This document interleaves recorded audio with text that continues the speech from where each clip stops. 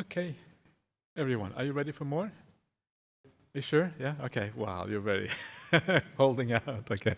That's marvelous. So I think we should start with a bit of a kind of a summary or questions or relating to the breakout session you had. So, is anything, so what do we do, Venerable Metaji? Yeah? Do you want to tell Ajahn Brahmali what was our topic? He knows? Yeah? Okay. Yeah. Good afternoon, Bhante. Good afternoon. My Buddhist scholarship is not necessarily very high, but so I'm sure if you were a cricketer, you might knock this question for a 6. I see. I don't even understand that much of cricket. In any case, the beginning of the Satipatthana Sutta, and I've checked this over lunchtime with Venerable Dhammaloka's Buddhist dictionary, and I guess his translation is accurate. In any case, it says the one way or the only way, I've forgotten, I'll have to paraphrase here. The only way, yeah, to the end of suffering, and it goes through the usual list of dukkha. And it concludes by saying is the 4 foundations of mindfulness. What occurs to me is that would eliminate the other 7 factors of the Noble Eightfold Path. Yeah. If that were true, and if it weren't some sort of maybe over-optimistic translation or inaccuracy or something like that.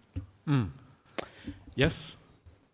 So this is really, in large part, a matter of translation, getting translation right. The Pali is Ekayana Maggo. And literally, Ekayana means something like one going path. So the path which goes in one direction or something like that. It does not really mean the one. Sometimes it's translated as the one and only way, and that's really, really wrong. Even the one way is actually dodgy. The path that goes in one direction only, that's kind of getting closer to the truth, and that would be acceptable because it certainly goes in one direction. It may not be the full path, but it actually, it goes in one direction. But sometimes you find that the idiom is like, because it is a necessary component of the Noble Eightfold Path, sometimes it will say that, this leads to all these great results, and it does, but not without the other components. The other components are kind of understood, but this is a requisite component. And if you look at Satipatthana overall, and you look at it in terms of the things that are the foundation for Satipatthana, like it always says it's built on sila, built on morality, built on right view. If you take those into account, and then you take into account some of the, sometimes in Satipatthana they talk about states of samadhi as being part of the Satipatthana Sutta itself. Then you have all the 8 factors included within Satipatthana, if you look at it from that point of view. So if you look at Satipatthana in terms of right mindfulness and all the factors that are included with it, you could argue that it actually is a complete path in that sense.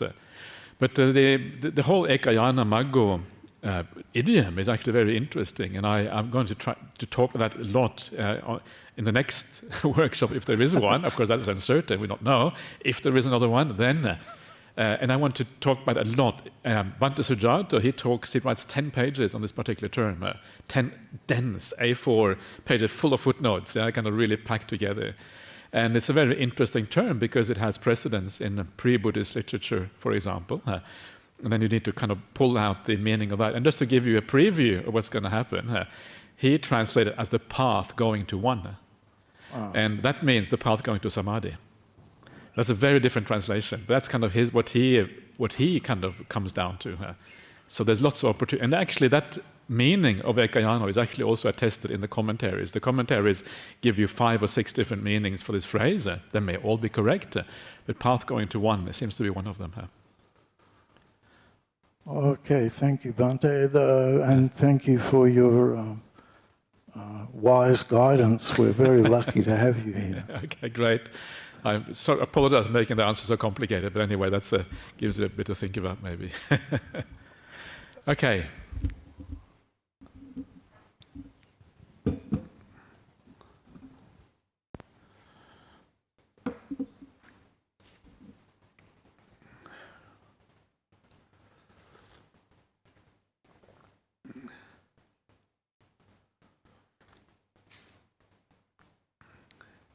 Is that it?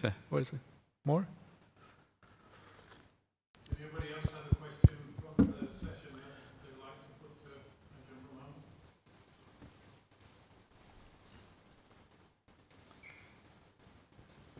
Everyone is okay? Okay. I think there was a comment that, I think it's more important to focus on the similarities instead of saying, I think when it comes to the question around authenticity, Yeah. I think there was a comment made that, we should be also kind of like focusing on the similarities. Yeah, that's what we will come back to actually, and that's kind of the final analysis is actually the similarities.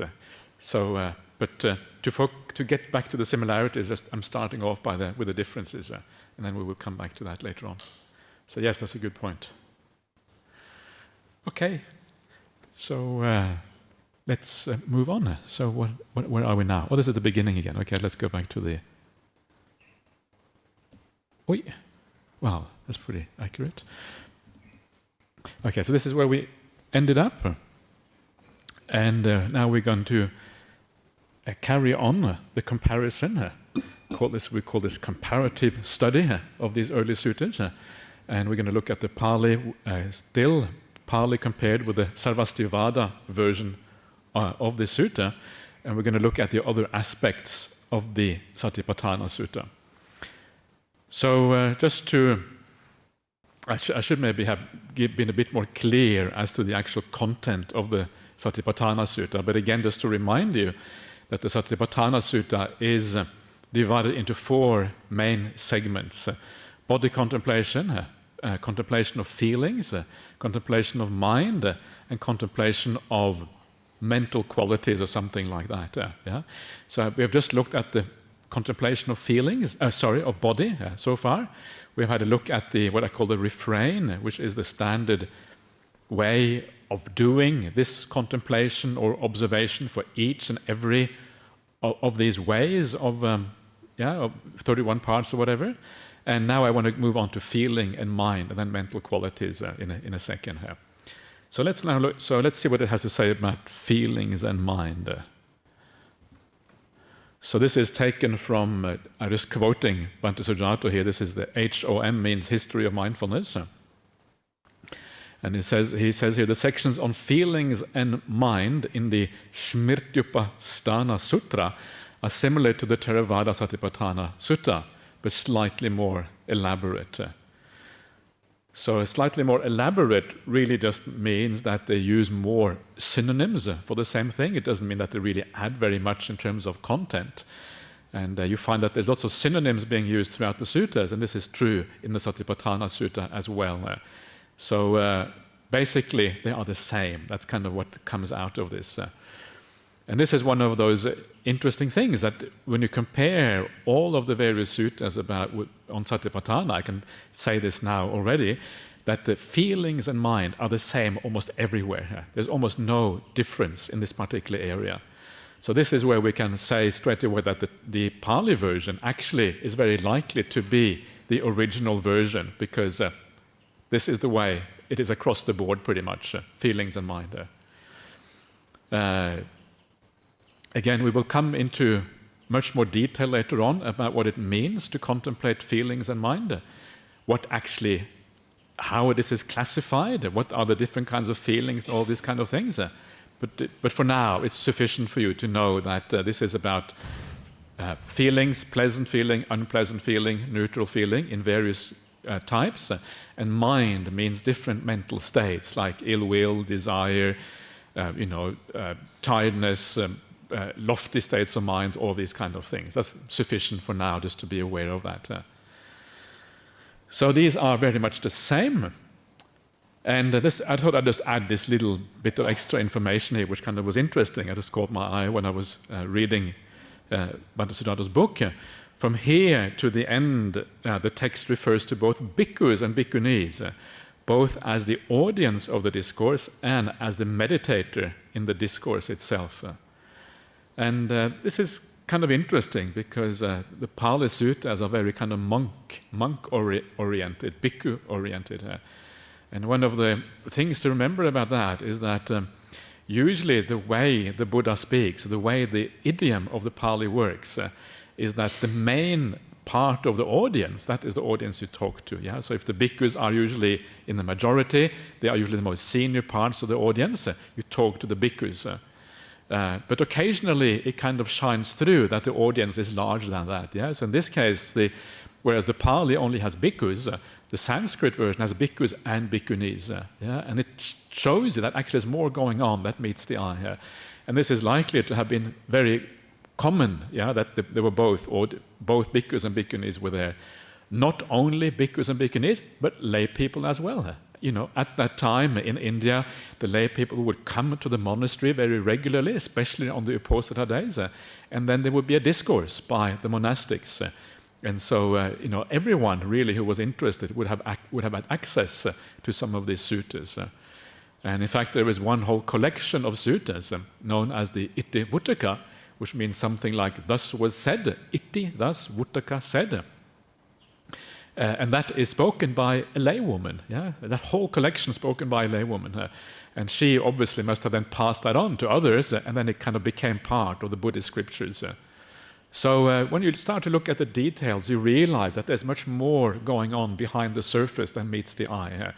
So sometimes the discourse can seem very monk-oriented, but I think the reality actually is much more nuanced than that. So please keep that in mind. Because I don't want people to feel excluded. Yeah, sometimes it's easy to feel excluded. What about me? No one's talking to me, to me here. Yeah, and I can sort of understand that feeling, but actually it is not really. I don't think it's what's actually going on here.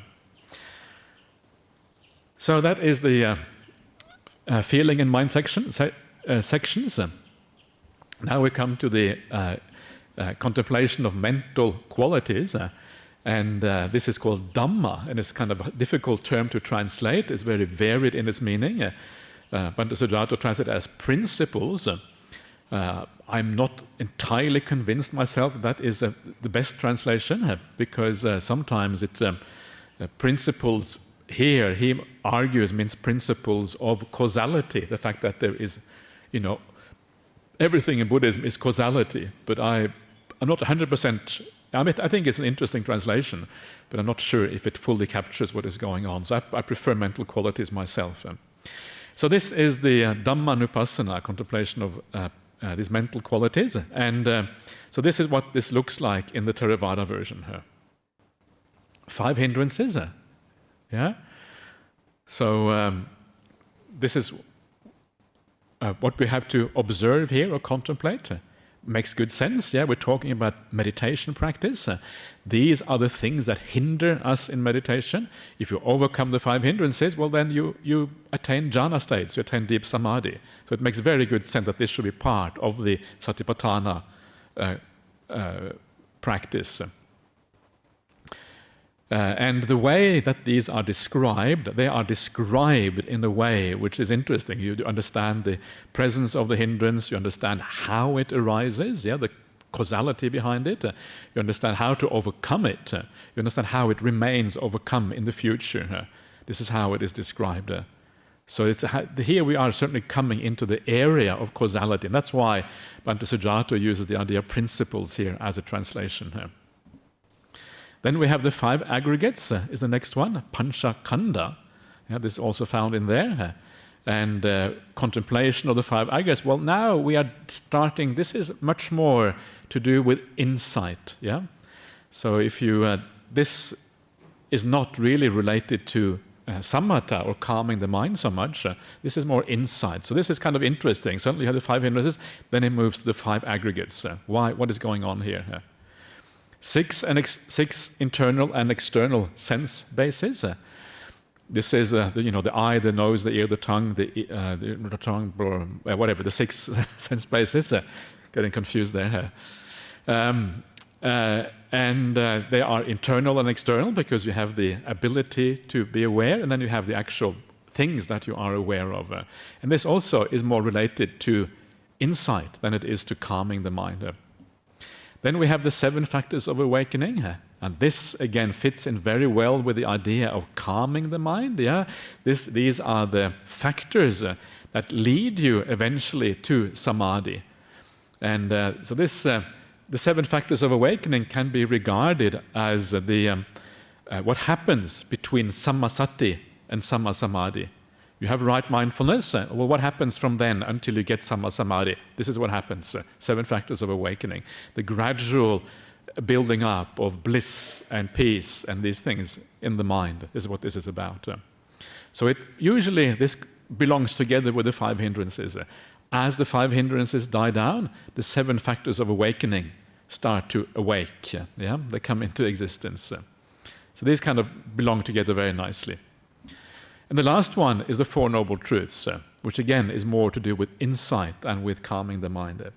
So that is the Pali version. So now let's compare this to the Sarvastivadin version and see what we have. Bang. Yeah, so here you can see the 5 aggregates are not part of this, nor the 4 Noble Truths. And these are the 2 things that have more to do with insight than with a samadhi or calming the mind. So the Sarvastivadin version again is more on the samadhi side, the samatha side of things, and less on the insight side of things. Just as we found with the refrain, where the same thing was true, the same thing here is true on the actually the sort of objects, the sort of areas that we contemplate as part of our practice. 5 aggregates go out, 4 Noble Truths go out. Otherwise the sequence is in the Sarvastivadin, you can say here it has the sense basis first, then it has the 5 hindrances, then the 7 factors of awakening. Yeah, so the 1, 2, 3 there. So it has the 5 hindrances and the factors of awakening coming straight after it. And that is, again, the usual way that the sutras work. Hindrances, then the 7 factors of awakening. So in that sense too, the Sarvastivadin version is closer to the normal way that the sutras operate. These things always come together in that sense. So this is kind of this is interesting, isn't it? We're kind of again moving towards the idea of this being about meditation, developing the mind in peace. That peace, of course, bringing vipassana with it, but not being focused on contemplation, but being focused on the peace aspect of things. So there you are. That is the Sarvastivadin compared to the Pali. Any comments on that?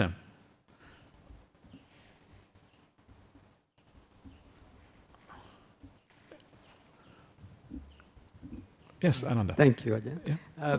I think looking at these 5 components, Ajahn, Yeah. hindrances, the aggregates, and sense bases, awakening factors, and the 4 Noble Truths, unless we have had the exposure to sutras, unless we have come and listened to you in your sutra retreats, we wouldn't have, these things wouldn't have come up in our minds, wouldn't it? So is that the reason why sutras is important as well, in addition to one's sitting practice? What wouldn't have come up in your mind? You mean this question, this whole question? Questions, because these are the mind qualities you said. I think I like that translation, mental qualities. Yeah, yeah. So these are the things that expect would come up only if we have read the sutras, isn't it, Ajahn? Otherwise, normally someone who is sitting down without any exposure to sutras would not know about hindrances. Right, of course, exactly. So that's the advantage of reading the sutras, you mean, that we have some framework to understand. That's my question is, Yeah, absolutely, yeah. That's why they are so useful. Because they are, they are a guide basically, and then if you have a blockage in meditation, that's the whole point of having the 3 refuges, the 3 saranas. Dhamma is one of the refuge. Read the Dhamma; it guides you out of the problem you have. Otherwise, you don't really know what the problem is or anything. Yeah. So, of course, absolutely, yes. Yeah. Yeah. Okay. So I'm going to move on. And we're going to have a look at the next. We probably had to move a little bit faster than we did before because still have a few slides to go through.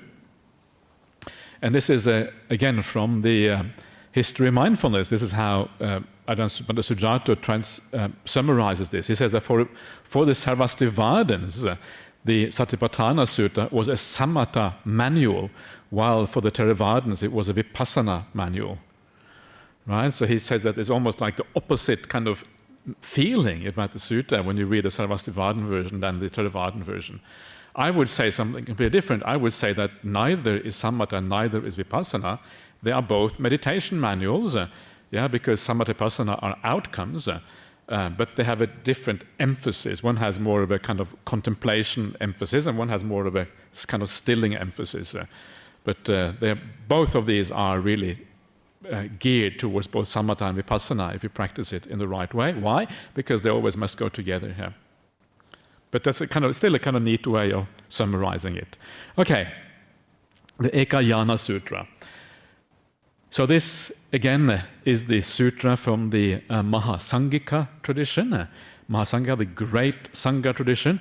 And this is the first schism, division in the Sangha that happened after the Buddha passed away. It was between the Mahasangika and the rest. What is it called, the rabble? No, the Mahasangika and the rest of the crew. So, and they were called the Shtaviravada, I think, at that time.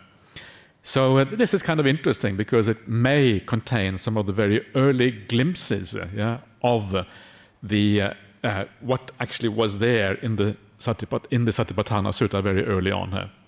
So this also is preserved in the Chinese, in the Ekotara Agama. It possibly, not quite sure, but probably belongs to the Mahasangika school.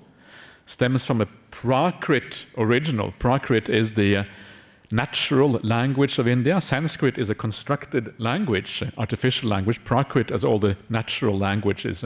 So Pali is a kind of Prakrit. And there are many different versions of Prakrit, depending on where you come from in India. This stems from one of these Prakrit originals. And this differs significantly from the other versions of the sutta. And this is one of the things about this sutta and the whole Ekotara Agama is that it is a bit kind of funny, a bit unusual, and that's why it has kind of significant differences. So let's check out these differences and let's see where this gets us. So we're going to look at body contemplation again, first of all, the Kaya Nupassana, and we're going to see how that compares between these two suttas, Pali versus Ekayana Sutra, Mahasangika. Bang, there you are, straight out. So this, now you can see, this is very different from the previous sutta. When we looked at the Sarvastivadins, if you remember back to the Sarvastivadins, let me just take you back just to show you what it looks like. Ding, ding, ding. It was like this, Lots in common, lots of additional things in the Sarvastivadin thing. All the things that are in the Theravada, Pali, are also found in the Sarvastivada. Now, we are dealing with a completely different story. Oops. You can see here, a number of things found in the Pali are not found in the Ekayana Sutra. So this makes things much more interesting in a sense from that point of view. And the things that are missing is mindfulness of breathing, the 4 postures, and the full awareness of the body. So whereas those parts that actually are the same are the parts of the body, 31 parts in the Pali, the 4 elements, the charnel ground contemplations, so they are all there, and then you have an additional one in the Ekayana Sutra, which is the observation of the openings of the body. So this is basically a kind of asubha practice, seeing the downside of the body, if you like. This is what this is about. So you can see here that the Ekayana Sutra is much more focused on what you might call body contemplation proper, very literally dealing with the body and the physical focus of the body. And this is perhaps what we might expect when we're talking about the body, a very clear focus on the nature of this physical body. And you may wonder why 4 postures and full awareness of daily activities, why is that missing here? And it is not so surprising that it is missing, because even in the Pali tradition, the full awareness of daily activities. This is sati sampajanya, by the way. I should actually say the Pali words here, for those of you who are more familiar with the Pali. Sati sampajanya, when you look at the sutras, I think I mentioned this before, it always comes before Satipatthana in the sutras. Yeah? When there's a gradual training, you have sati sampajanya, and later on you have Satipatthana practice. So we should not really expect to find it inside Satipatthana. If it occurs, it cannot occur both before and also be inside.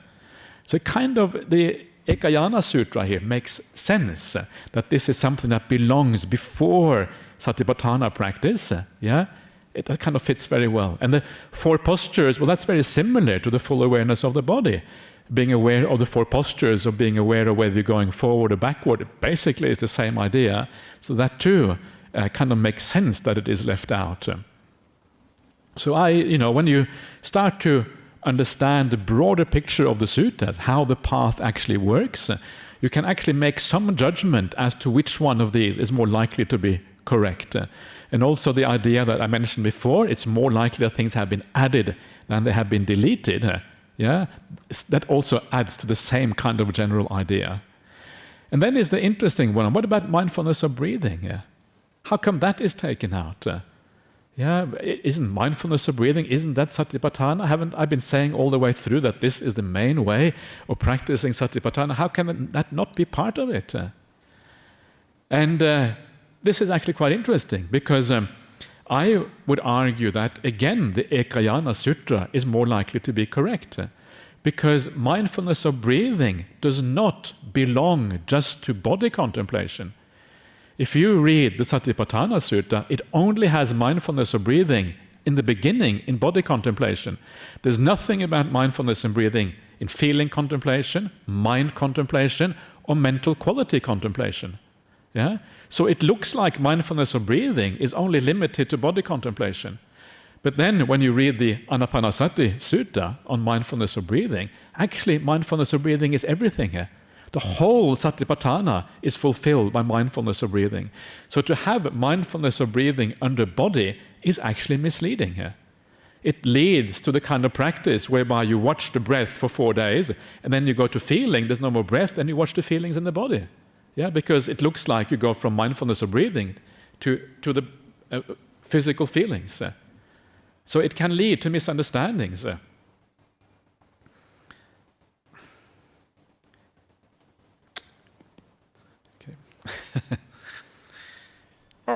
Body behavior.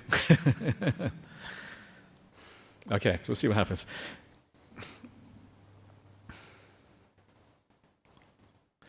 So I would argue, again here, that Ekayana Sutra actually is more likely to be correct, because mindfulness of breathing limited to body contemplation is actually a misunderstanding of how mindfulness of breathing works. It includes the whole of Satipatthana. All of these points we'll come back to in much more detail once we talk about the Satipatthana Sutta. This is more like a preview. So if you don't fully understand what I'm on about, and it would be a miracle if you are a beginner and you understand everything, it would be a miracle, so don't feel bad about that. Rather, come back next time. So we are left with these 3 things in common, yeah? Parts of the body, 4 elements, and charnel ground contemplations. This is what we are left with. And they kind of fit together very nicely when you think about it. These are very clear body contemplation exercises.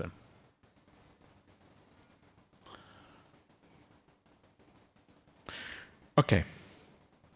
So let's take a 5-minute break again. So then we come back afterwards.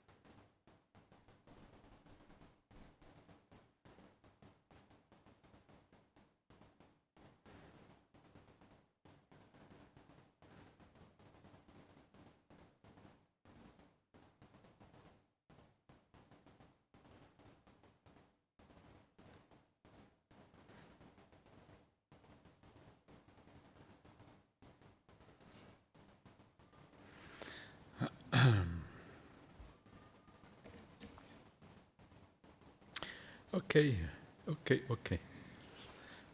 So, any questions, comments, complaints? No complaints? Wow. Okay.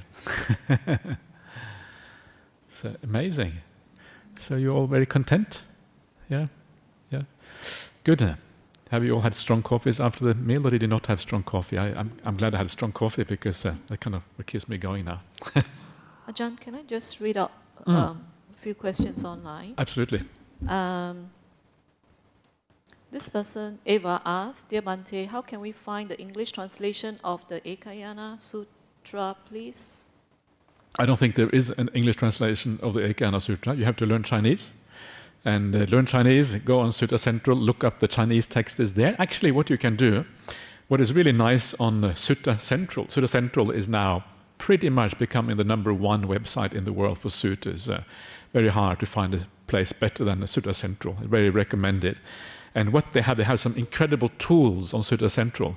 For example, you can go to the Pali text and you can look up the Pali word directly on Sutta Central. You hover over the word and it gives you translation. It's really kind of a very well made website. The same thing with the Chinese text. It has translation tools that translates the Chinese text directly online as you hover over the words.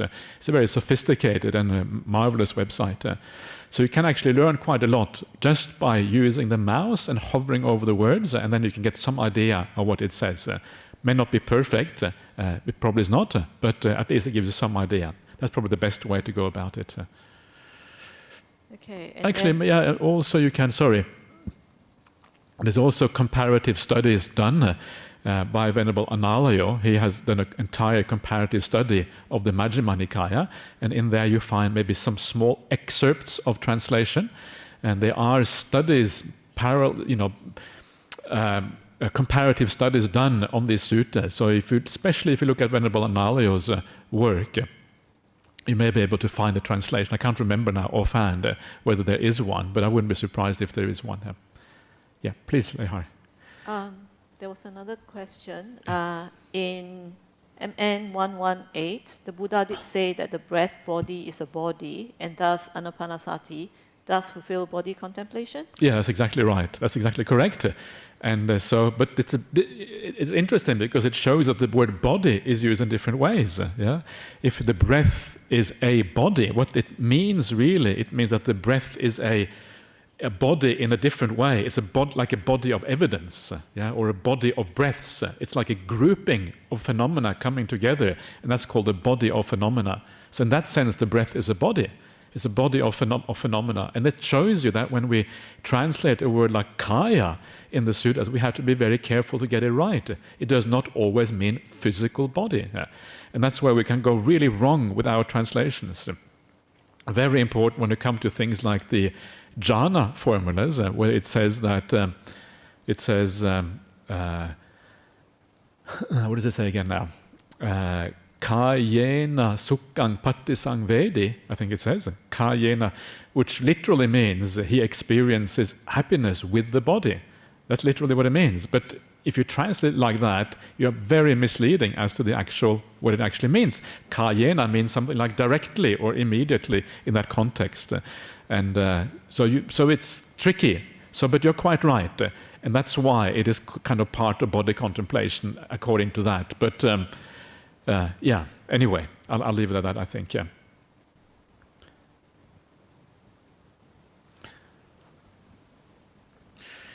Okay, so, yes? No? Okay, good, let's carry on. So we have looked at the comparison of the Pali and the Ekayana Sutra, body contemplation part. By the way, that is Ekayana again. One going, this whole sutra is the one going sutra, who's kind of nice. Ekayano Maggo, Ekayana Sutra, etc. So again, contemplation of feelings and mind are similar in the content to the other version. That's what I said before. Feelings and mind seem to be similar across the board in all the various versions. And then we have the contemplation of mental qualities. So thinking back, just before we had a look at the mental qualities of the Sarvastivadin version, and we found that it had the 5 hindrances, the 7 factors of awakening, and the 6 internal and external sense bases. So they had 3. But with the Ekayana Sutra, even less. Yeah? What we have here is basically the 7 factors of awakening, and then, lo and behold, the 4 jhanas is what you have here. And it may sound like the 4 jhanas don't really fit the context, but remember the 7 factors of awakening actually lead to the 4 jhanas. 7 factors of awakening, they are the starting off with mindfulness, and then you have the investigation of phenomena, Dhammavichaya Sambojjhanga, and then you have the energy, the virya, and then you have the piti, the rapture, then you have the passaddhi, the tranquility, then you have samadhi. And samadhi, of course, in the suttas means really the 4 jhanas. So the 4 jhanas are kind of implied. So here they're almost like mentioned twice. And the last one is the upekkha sambojjhanga, the awakening factors of equanimity. So, so that is the focus here, very much focused on samadhi practice, on meditation practice. Then the 5 hindrances are also found, but in a slightly different way. They're not found as part of the contemplation of mental qualities, but they are found at the beginning of the sutta as kind of summarizing the whole purpose of the sutta, which is overcoming the 5 hindrances. So it's kind of found in a slightly different context, but it's still part of the sutta, but in a slightly different way. So here you're kind of getting even closer to a pure kind of samatha, samadhi meditation practice. All the things that have to do with insight or contemplation are really removed. The 4 noble truths, the aggregates, the internal and external sense spaces. You can see where this is kind of heading, right? Moving more and more purely towards what you call anapanasati, mindfulness of breathing, pure meditation practice without contemplation as such.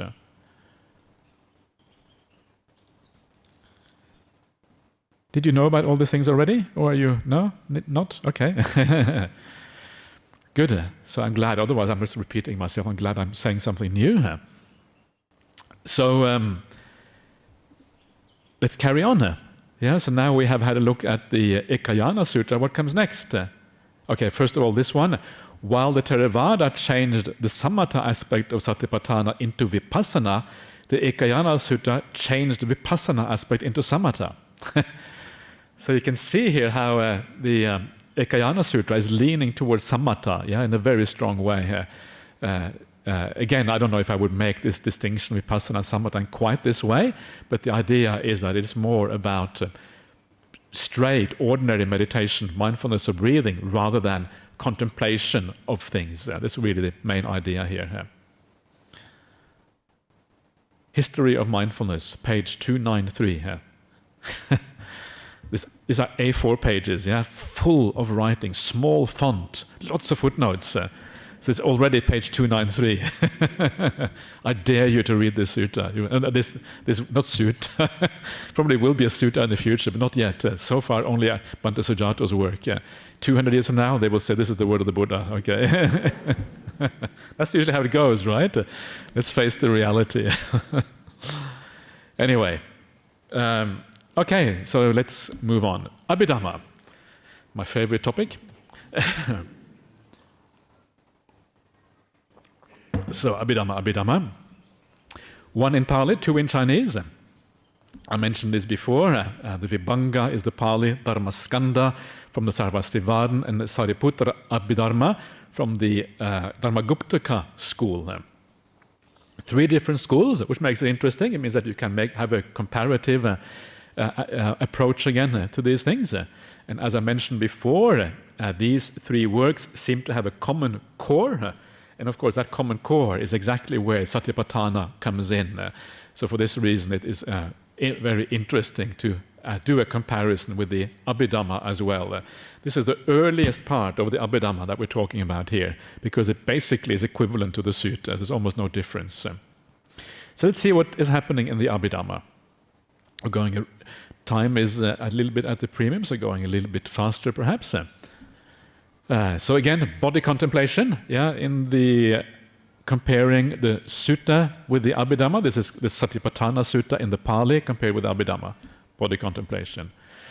Yeah, so here you have the Satipatthana Sutta from the Pali on the left, and then you have the 3 Abhidhammas next to it. Yeah, and now you can see it becomes even more kind of interesting. The things that we have seen already are becoming even crystallizing even more. Yeah, what we're seeing here, especially the Vibhanga, which is the Pali Abhidhamma here. The only aspect it has on body contemplation is the 31 parts, still called the 31 parts. Yeah, that's the only aspect.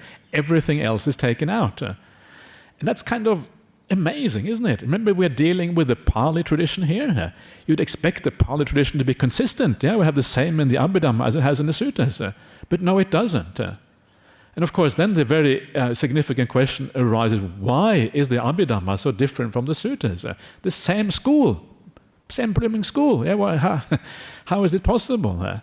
And the one answer to that question is that the Vibhanga is looking back to a very early version of the Satipatthana Sutta when only the 31 body parts were present and nothing else was present. And when we think back at the other suttas, we could already see that, like in the Ekayana Sutta, it was only talking about a few of these 6 cases, yeah? And now it is kind of pared back to the absolute minimum, which is the 31 parts of the body. So it looks from this that this may have been the most original part of body contemplation, only the 31 parts of the body here. Then if you look at the Dharmaskandha, well, there you also have the 6 elements, 6 elements and the 31 parts of the body. That's all you have there, and we can already kind of, I think, say that the 6 elements are probably a development of the 4 elements, but again, kind of narrowing down very much on these kind of core body contemplation parts. And then you have the Sariputta Abhidhamma, which is the exact opposite. It has everything in it, and it adds more. Yeah, it adds food, space, and orifices, kind of openings of the body, just like we found before. So it adds all kind of new ideas to the body contemplation here. So these are obviously later. So you can see here that the Sariputta Abhidhamma is obviously an evolved text. They have added many things to it because they have added things which don't exist anywhere else. So that is the Abhidhamma for you here. And it's kind of fascinating that this is what is found in this text. And from now on, I'm going to focus on the Vibhanga, because the Vibhanga is kind of the core part here. And that seems to have the most kind of the earliest kind of aspect of these Abhidhammas. So body contemplation, we're kind of coming down to 31 parts of the body here. Now let's have a look at the refrain. Yeah, the refrain, internal, external, both internal and external, arising, vanishing, and then being independent of everything in the world, that refrain. We're going to look again at the Satipatthana Sutta, compare it to the 3 versions of the Abhidhamma. Yeah, so again, meditating an aspect of the body, internal, externally, both internal, externally. Then we have the originating and vanishing. And then we have the last one, which is mindfulness is established that the body exists. They meditate independent, not grasping at anything in the world. The 3 kind of levels. First one referring more to samatha, the second one referring more to seeing, observing things arising and passing away, kind of more insight-oriented, and the very last one seeing some of the results of the practice, where you gain independence, etc. So what do we find in the Vibhanga? We find this. The first one is there, which we have seen before. Oops. What happened? Something is missing. Uh-oh, it has disappeared. It disappeared in transmission. Okay, so I know what should be in there. So what it should have in there is under Vibhanga. It should have had the red not equal to sign. So the red not. Okay, I'm going to become a teacher now. So. Can you hear me? Okay, I'm going to talk like this. So this sign here and the red not equal sign. Ajahn, do you have to use the mic? Okay, thank you. So I'll come over this side here.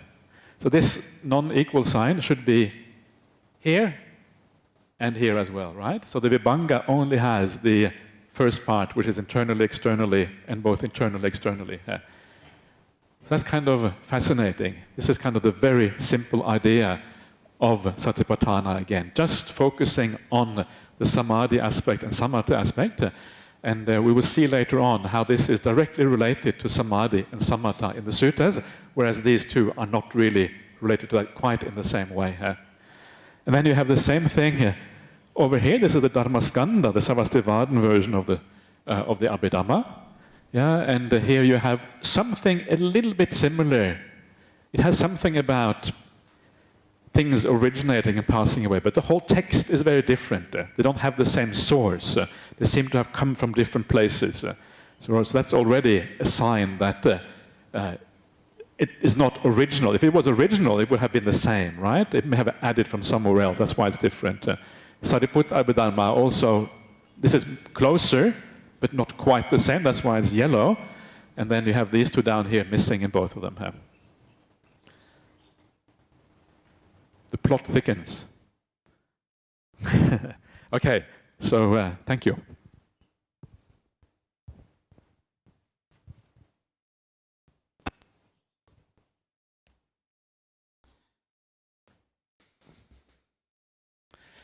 So this is like, in a sense, just confirming some of the observations that we did before. Yeah, that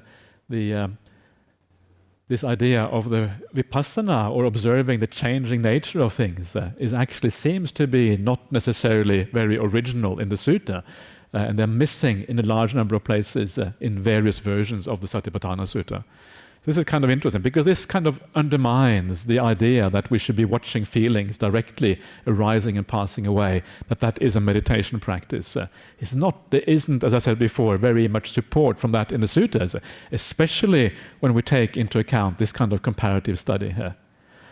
And I'm saying this not really because I want to criticize anyone or criticize any school. I really don't want to do that. I think a lot of these schools have done a lot of good, and they have some people. You may even, I'm not even saying it's impossible to do this, it may very well be possible. My main point is just that this does not seem to be the main way that the Buddha teaches these things. That is really my only point. And if people are having success with these other methods, please carry on. There's certainly nothing wrong with that if you're having success.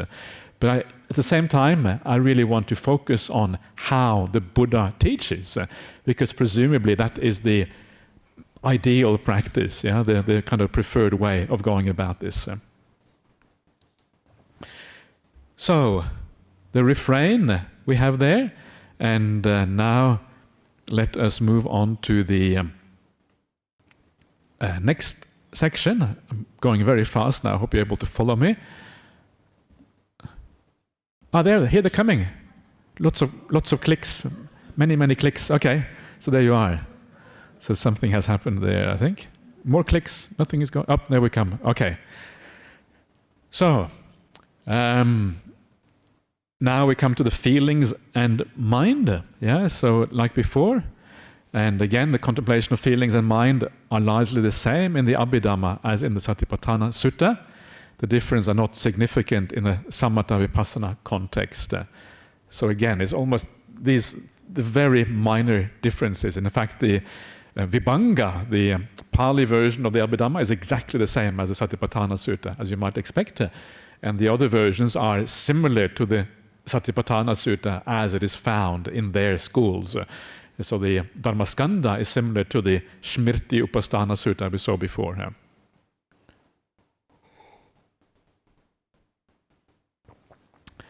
And now we come to the Abhidhamma of, this is the mental qualities, so we're coming towards the end, and contemplation of mental qualities, how that compares. And we have the following here. So you can see here again the Vibhanga, which is the Pali version, it only has 5 hindrances and 7 factors of awakening. That's all it has. 5 aggregates are out, 4 noble truths are out, and now also the 6 internal and external sense bases are also out. We're left with the 2 things that are very closely related to samatha and samadhi practice, yeah? Abandoning the 5 hindrances and then developing the 7 factors of awakening here. This is what we see here. In the 2 other versions of the Abhidhamma, it is not as clear-cut. The Dharmaskanda, again, is very similar to the Sarvastivadin version that we saw before, the Smrti Upasthana Sutta, however you pronounce it. And it has the 5 aggregates are out, the 4 noble truths are out, but it includes the 6 internal and external sense bases. Whereas the Sariputta Abhidhamma, just like with body contemplation, has everything and a little bit more as well. It seems to be a very evolved version of Satipatthana. So here, again, looking at the Pali, the Pali here, Vibhanga, you can see how it actually is comparing that with the Satipatthana Sutta. It's kind of very interesting because normally you expect consistency between the various versions of the Pali, but actually you see big differences, big discrepancies. And the Vibhanga only has hindrances and 7 factors of awakening here. And so from this you can, it seems, you can argue that the 2, by far the 2 most original aspects here must be the 5 hindrances and the 7 factors of awakening, because they're found everywhere here. Like someone said, we should look at what they have in common, and this is what they have in common. All of them have these things in common. That's why this is very fascinating and interesting here. Whereas the other ones are much more dubious. The one that has the most claim to being authentic, apart of the other 3, is the internal and external sense bases, because they are found in a number of places. Whereas the 4 noble truths and the 5 aggregates is much, much more dubious, because they're not really found hardly anywhere else. Not in the Sarvastivadin Sutra, not in the Ekayana Sutra, not here in the 2 of 3 Abhidhammas. So becoming very marginal indeed.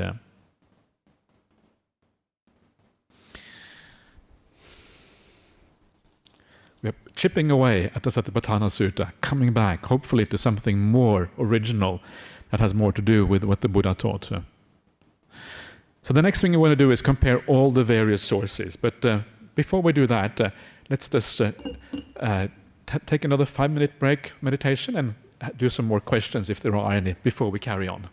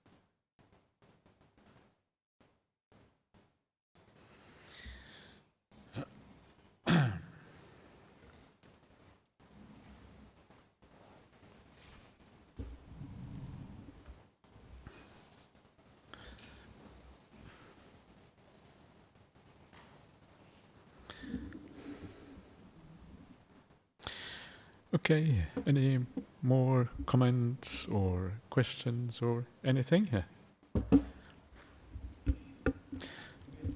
Ananda, yes? Thank you, Ajahn. I think looking at this comparison summary, Ajahn, it is proof that the authenticity of the text, when you look at the Vibhanga and the Theravada versions, Yeah. have been done at around the same time Yeah. by the same group but they would have been different. But their temptation would have been, especially if they were accountants, get this balanced and reconciled, because they see that Vibhanga is having only two of those, especially when you look at this screen, has only two aspects, and the other one has 5 aspects. Yeah. So if they wanted to change, they would have said, let's get it reconciled. Yeah. But they left it as it is. Yeah. Yeah. So credit to those monks 2,200 years ago who wrote it. Yeah. And there would have been some monks checking, I guess, after being committed to writing. Yeah. So they could have easily said, look, mate, the Vibhanga has only 2. So let's add few things. But they haven't done it. They haven't done that. Yeah. Would you say that this is very good proof for the authenticity of early Buddhist texts? Yeah, I think you have a point, because this is kind of usually how people work. They want to make things kind of consistent across the board. And so the fact that they haven't done that, I would tend to agree with you that this would seem to be an authentic part of this thing. Yeah. So, indeed. And this is, I think, one of the nice things about the sutras. They haven't really tried to kind of, they have just done things as they thought without trying to kind of pretend that things are any different than they are. Not trying to pretend or dupe anyone into some kind of, wrong belief. They're actually just, so exactly. Yeah. Just flying the Sri Lankan Buddhist flag. Sorry? Just flying the Sri Lankan Buddhist flag. They were very conservative, right? Which is kind of the nice thing. So these sutras were basically kept in Sri Lanka for hundreds of years by the Sri Lankans before they kind of even got to Burma and the rest of Southeast Asia. So certainly true. So the Sri Lankans were very, very conservative, which is good. Good on the Sri Lankans. That's great. Okay. Anything else? Lehar, anything from anyone else outside here? Ajahn, there's a question from Wahid Xiao. Dear Ajahn, referring externally to another person seems strange because one would not know another person's feelings and mind easily. Yeah. And then follow-up question also, are there any benefits in observing another person since liberation is mainly about understanding the mental process from within? Okay, so the idea with external doesn't mean that you necessarily have to read the other person's mind, but it's just the knowledge that the other person are similar to you. Yeah, you cannot escape samsara by becoming some other kind of person, and then they don't have feelings and mind. So you're okay. Other people are the same as us. We're not that different. That's kind of the idea here. So by doing that, you are kind of making a universal understanding that this is the nature of the world. There is no escape from these things. You cannot be reborn somewhere else and suddenly get out of this. All beings are like this. So it's a universal claim about the nature of existence rather than being something personal. So you understand it within yourself, but then you have to apply it to all of existence for it to work as a universal truth. You cannot see a universal truth within yourself. You have to apply it to everything. That's why you have internal, external. So it actually applies to everyone.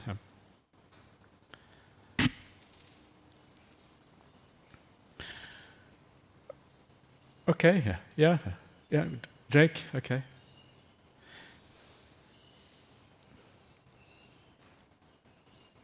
Ajahn, just a plug for Sutta Central. If you wanted to share, because I'm sure a lot of people who are watching this overseas would like to follow the suttas. I think someone asked about the Ekayana Sutta. If you wanted to share the Sutta Central website to show people how they can research themselves, especially preparing for your next workshop. Okay. You can do that.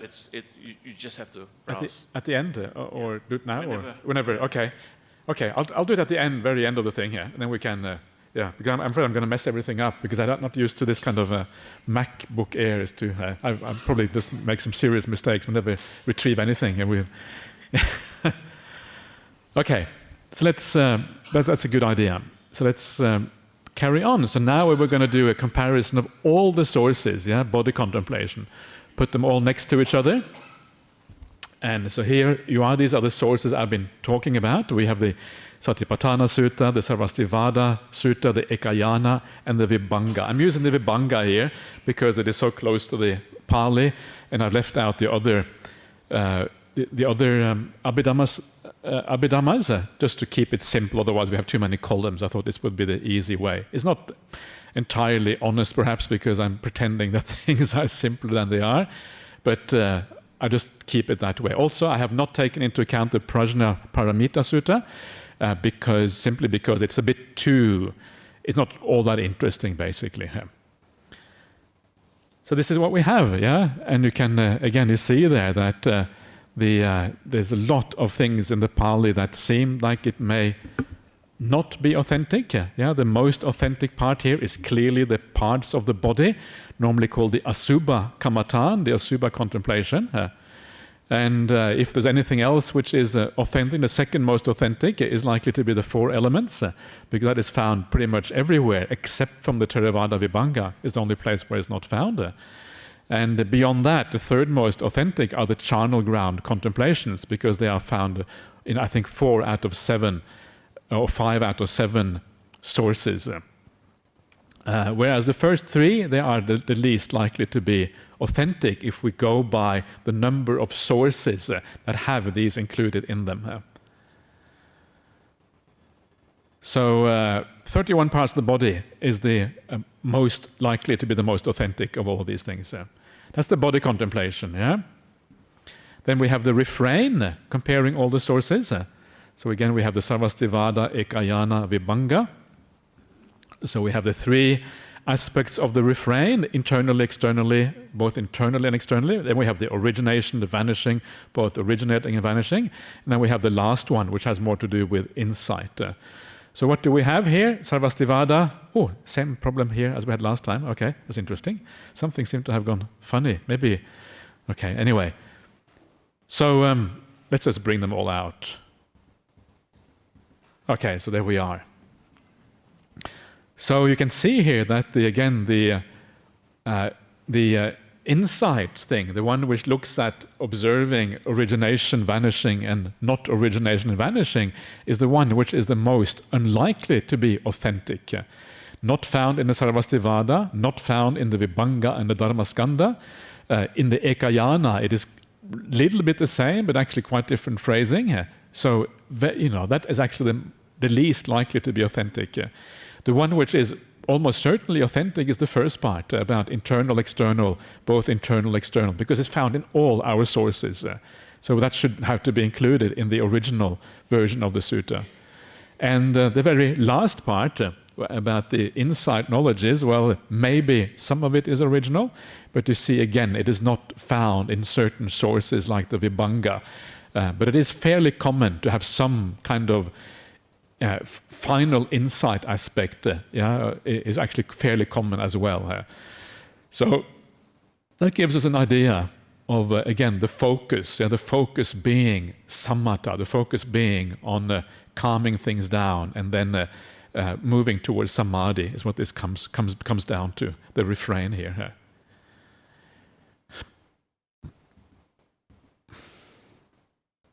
So comparison of all sources, contemplation of feelings and mind. Well, I've already said the answer to this one. Again, all sources are largely in agreement on this one, so not much to be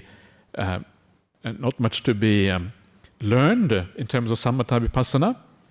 Coming to the large one, contemplation of mental qualities, comparison of all sources, and we have this one, yeah.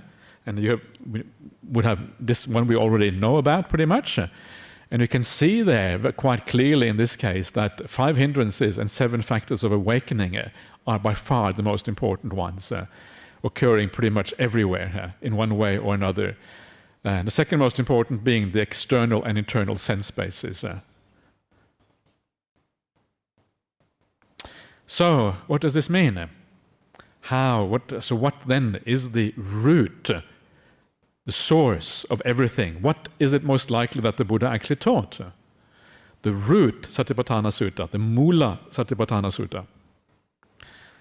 There you are. So this is most likely what existed in the root Satipatthana Sutta. Body contemplation only has the 31 parts of the body, nothing else. Feelings and mind are roughly the same as we already have in the Pali, so that seems to have been preserved really well, that part of it. And in mental qualities, 2 things, 5 hindrances and 7 factors of awakening. And that seems to be it in terms of the root Satipatthana Sutta. Very simple, yeah? It's really pared down to kind of the essence of what Satipatthana probably is about. Now, I should say that, remember, this is not absolute, this is not a science in terms of we can say with absolute certainty, this is the word of the Buddha. That's impossible. So this is just an approximation. This is probably, or the most likely version of the early sutras. We cannot say with certainty maybe the 4 elements should be in there as well. It is possible, because the 4 elements are found in many sources, but not all. Cemetery contemplation, a little bit less likely again, but not entirely impossible. So this is like an approximation. This is more like an art than a science, the choosing of these things. So please keep that in mind. It's not as if this is an absolute truth or anything like that. When it comes to the mental qualities, the evidence is actually very strong that the 5 aggregates and the 4 noble truths are not part of the mental qualities contemplation at the very end there, or observation. 6 sense spaces, also fairly strong, but slightly less strong than the other ones. And if you look at this, what we are left with is really a kind of a recipe for samatha contemplation. We don't really know the content of feelings and mind yet, because I haven't really said that. But what we do know is that it is about internal, external, and both internal and external, and that is about samatha. So this is really a thing. We can now start to understand very clearly why it is that Satipatthana is the cause. It is the foundation for Samma, Samadhi, and Samadhi. This is the reason, because actually all of these exercises here really move you towards Samadhi and not towards insight in quite the same way. 31 parts of the body is the one that stands out a little bit, because 31 parts of the body is on the surface of it, it's about seeing. What is it about seeing? Maybe Asubha. This is usually called the Asubha Kamatan, which is the seeing the disadvantage of the body, the downsides of the body, if you like, seeing all the internal aspects of it. So that is more seeing the downside. But of course, seeing the downsides of the body is actually very closely related to samatha, because it is one of the most important things if you want to attain samadhi, is you have to release some of the attachment to the body. This is one of the main problems that any meditator faces, to be able to go into deeper samadhi. Attachment to the body is really a big problem. So this is why it is there. It fits very well with the general idea of samatha practice in a way that some of these other ones don't. You could say the same for the elements. You could say the same for the cemetery contemplations. They too fit quite well. So there's nothing really kind of weird about them. But they don't seem to have been quite as early as the 31 parts. So now we can start to draw together the picture, some of the anomalies and the strangeness of the Satipatthana Sutta. Once they are seen to probably be later additions, we kind of everything fits together much more nicely as a consequence. So,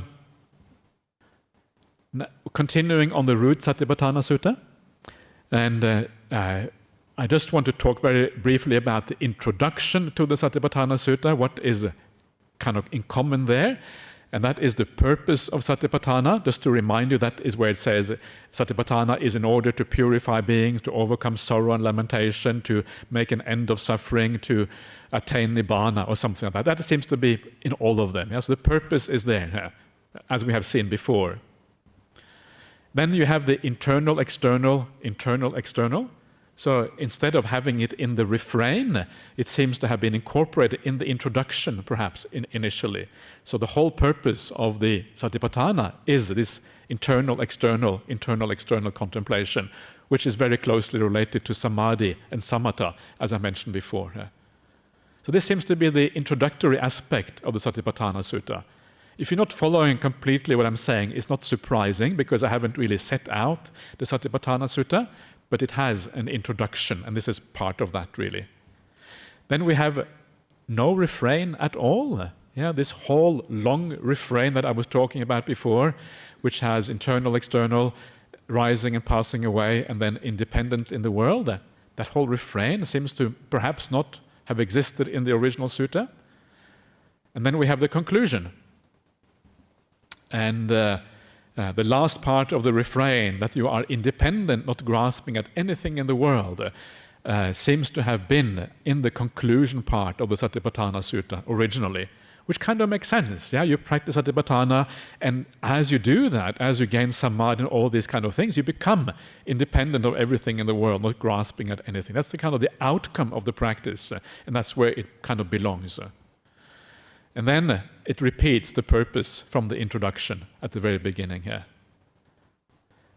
So again, yeah, you can see how this is very much a samatha-oriented sutta when you look at it from this particular point of view, moving towards samadhi.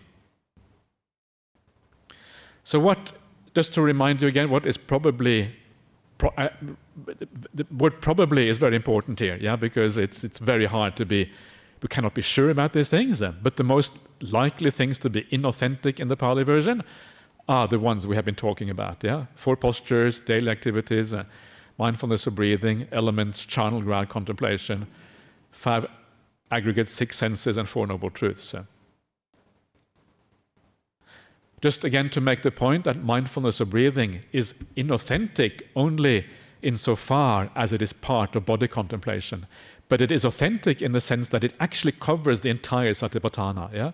This is what is so interesting about mindfulness of breathing. So if you want to know how to practice Satipatthana overall, mindfulness of breathing is the answer to that. So what comes next? Okay, so this is probably also not authentic. Yeah, we're talking about the arising and passing away. And then also at the very end, the guarantee of awakening within 7 days is probably not authentic. In the Sarvastivardhan version, the guarantee of awakening is within 1 day, or I think even within half a day actually. So you can see how this tends to get better and better as time goes by, yeah? More and more easy as time goes by. And it is not entirely wrong. I mean, if you already have jhanas, then of course these things can happen very quickly. But so it's not. But it's kind of it's a bit strange to have a guarantee of awakening in this way. So I can sort of understand why that may not be part of the conclusion section there. Okay, I think we're coming to the very end now. Coming to summary. Okay, so that is really the kind of the basis of the Satipatthana Sutta and what it may originally have looked like. Don't grasp this as the absolute truth, please, because then you might get into arguments where people say, "What? You can't say that. This is the word of the Buddha. You're desecrating the word of the Buddha, or whatever." So it is not certain by any means, because this is not an exact science. This kind of thing here. It gives you a feeling for the Satipatthana Sutta. It gives you a different angle to look at it from compared to how we normally see it in Theravada Buddhism, and that is really the purpose of this. So hold these things lightly, not too hard, but remember that there is probably a lot of truth to this, and it's a very different picture that emerges as a consequence. A picture where the focus is much more on samatha and samadhi, and less on the idea of contemplating arising and passing away, and staying with that particular object. So, before I go on to the summarizing the whole thing here, any more comments on this? Please, Prema. Oh, yeah. Thank you, Ajahn. Has any authenticity test been done on other suttas, comparing Theravada with others, on particularly Anapanasati Sutta at all? Yes. Yeah, there is such. Yes, there is such comparative studies done. Yes, absolutely. Anapanasati Sutta is very, very similar in the different versions. Yeah, I mean, like really, really similar. You know, one of the interesting things here that kind of differentiate the suttas is that suttas that have a very clear structure tend to be the same because it's very hard to change. It's very difficult to add anything, right? Satipatthana Sutta, because it is like a block formation, you have a number of blocks within each one. It's very easy to add another block or subtract a block or whatever, because there isn't any, within Kaya Nupassana, body contemplation, there isn't any particular structure. Yeah, it's like you can choose any one of those, you can practice any one of them, it doesn't matter, they all lead in the same way, roughly. So there isn't so much structure within that one. But in the Anapanasati Sutta, if you take one out, you lose the whole structure of the sutta. It's 4 times 4, yeah, and each one leading on to the next one. So generally speaking, you find that where the suttas are very structured, which is usually the case, Satipatthana is an exemption. They tend to be very, very much the same across the board. Yeah, and also the Buddha has repeated it several times in several places as well. Yes, it's very more commonly taught. That's true. So much more difficult to change for that reason as well. Yeah, thank you. That's true. Yeah. So yes, please, Chippy. Just a simple question. Yeah. It's usually 32 parts, so which part has dropped off? The brain. The brain. The brain, yes, it's true, the brain. It hasn't actually dropped off. It has been added in the other ones, yeah. And okay, I think I find this quite interesting. Why is it that we have 31 parts here, and then we have 32 parts in, for example, the Visuddhimagga, you have 32 parts. In the commentaries, you have 32 parts. And this is actually very interesting. And if you ask the typical Buddhist around the world, yeah, how many parts of the body are there, what will they say? 32, yeah. I mean, there are a few here who would say 31, like people who have heard me talk about this before, but the vast majority of Buddhists will say 32.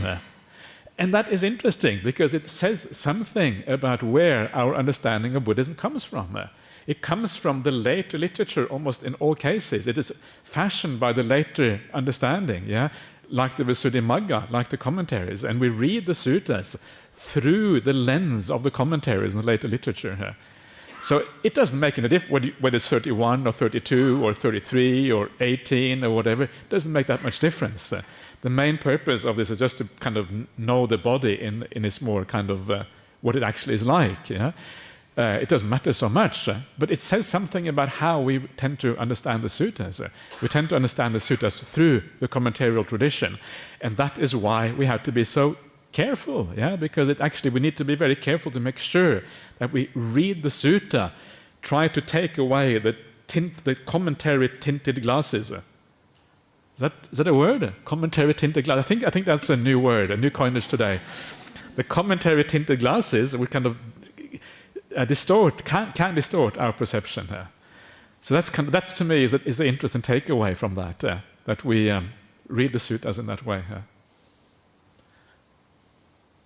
So, but don't worry so much about I don't think that the difference is completely irrelevant, I think, as far as the actual contemplation is concerned. Ajahn, there's an online question that asks, can we say that Satipatthana in Majjhima Nikaya 10 refers to the Eightfold Path? It refers to the Sammasati, the 7th factor of the Eightfold Path, yeah? And you can say that in the Satipatthana Sutta, it also seems to perhaps include Samma Samadhi sometimes, because we find the Bojjhangas there, the factors of awakening, we find in the feelings and the mind contemplation, we find words that refer to jhanas and samadhi quite clearly. So in a sense, you can say that is also sort of part of the Satipatthana Sutta. If you remember back to what I was talking about originally, when or last time, I think it was, I was saying that Satipatthana can be divided into 2 parts. There is Satipatthana before Samadhi and Satipatthana after Samadhi. Before Samadhi, the purpose of Satipatthana is to bring the mind to Samadhi. That's the purpose. In other words, it is to overcome the hindrances, the last part of the hindrances, to unify the mind on the object and then allow the mind to enter Samadhi. That is the primary purpose of Satipatthana. But then when you reach samadhi, there is what comes after that can then be considered a secondary aspect of samadhi, of Satipatthana. And you then contemplate that state of samadhi that you were in, and you contemplate the progress that you made to arrive at that particular point. Yeah? So in this sense, you can say that the extended Satipatthana, which also comes after samadhi, you can argue that that aspect of it includes jhanas and samma samadhi, because you use that as part of your contemplation material. The other aspects of the Noble Eightfold Path, the first 6 factors, are they included? They are not mentioned specifically in the Satipatthana Sutta, but they are mentioned elsewhere as the foundation for Satipatthana practice. Yeah? So they are necessary as a foundation, but they're not mentioned specifically in the Satipatthana Sutta. Yeah. Please, yeah.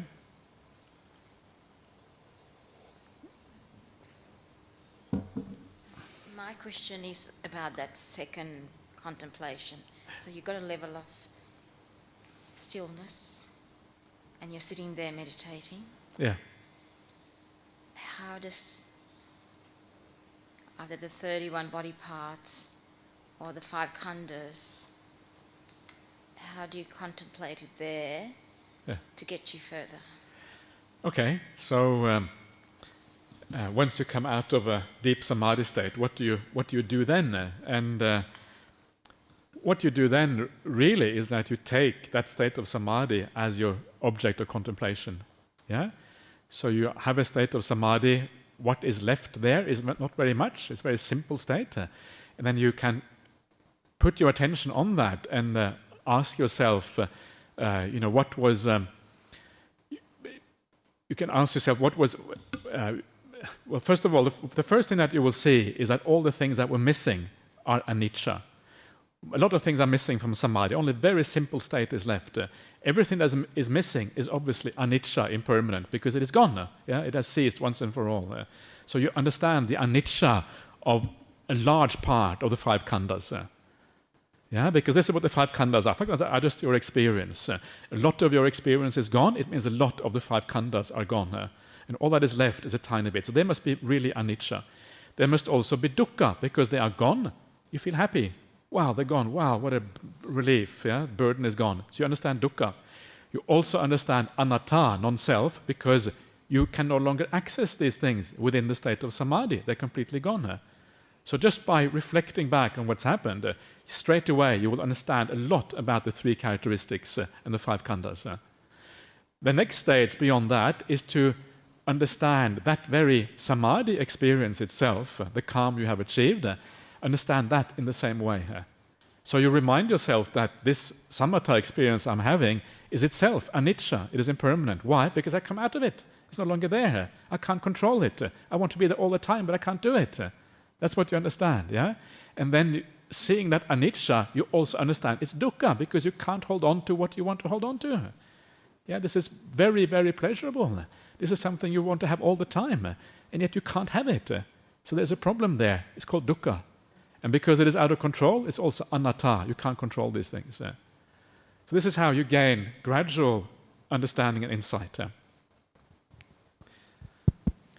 Can I just ask this question first? Ajahn, I had this, so this is from online, Smita Tenzin. Yep. Ajahn, I had this question for a while now. You mentioned that seeing the sutras through the lens of the commentaries may distort the meaning. However, there must have been several masters who attained enlightenment.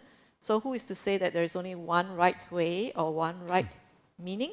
The commentaries are also written by accomplished practitioners. Sure. Maybe we get different perspectives via the commentaries based on their own experiences, and they can further enable us on our path. Yes, I think that's true, and we don't actually know that the commentaries are written by accomplished masters. Maybe they were, maybe they were not. It's very uncertain. We don't really know who wrote the commentaries. Anonymous authors, we have basically no idea. Some of them may have been accomplished. Some of them may have been, I don't know, just the scholars, just like me. scholars who kind of enjoy investigating these things, but without necessarily having that full insight into what is going on here. And so we should not assume that the commentaries all come from arahants. There may be material in there which actually comes from very ordinary people who did not understand these teachings properly. On the other hand, we should respect the commentaries. The commentaries are obviously written by people who had, at the very least, a very deep understanding of Buddhism. So we shouldn't reject it, out of hand. But what we should remember is that the commentaries are also written very often for a particular audience at a particular time. They are written in a certain context, and a certain interpretation would prevail because of that context. Just like what I'm saying now comes from a particular context. All of these things are context dependent. And sometimes it's useful not to reject the commentaries, but to understand that there are alternative perspectives that we can take. We don't have to hold on to the commentaries 100%. We respect the meanings. We make sure that we investigate it properly. But if we see that the suttas have 31 parts and the commentary has 32, okay, we'll say, okay, let's go with the suttas. That's 31 parts. Not that it makes a difference, but just because it is there. And sometimes you can see that, in my opinion, the commentaries tend to go in a slightly different direction. If you have a Satipatthana sutta that has changed in the course of time, that change in the Satipatthana sutta has led to a new kind of bias, and that bias has been more vipassana-oriented or more contemplation-oriented than it was originally. You can see why that is the case, because that is exactly the outcome of reading the Satipatthana Sutta with all the arising and passing away and all of these kind of things. So you naturally get a different bias. So when you have new information like we have now, where you can do comparative study, you can actually try to approach what may have been the original Satipatthana Sutta, it leads to new conclusions. And those new conclusions may give you a different angle, a different kind of bias, a new bias. This is our new bias, what we have now. Gives you a new bias.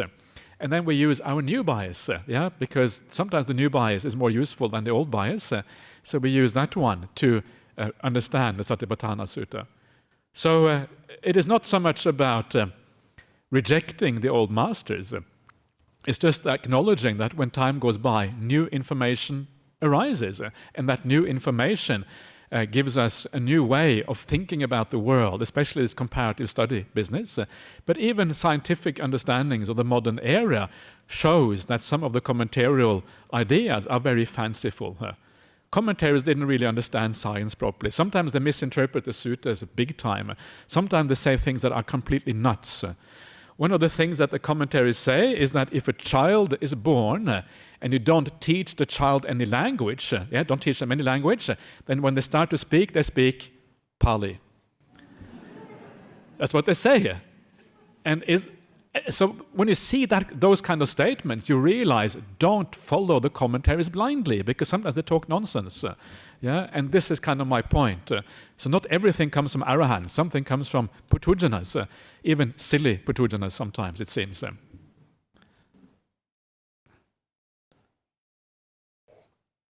Dylan, please.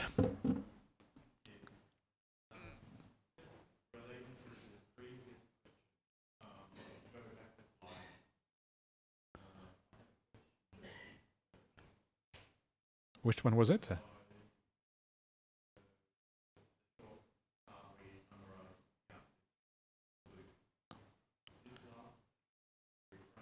Yeah.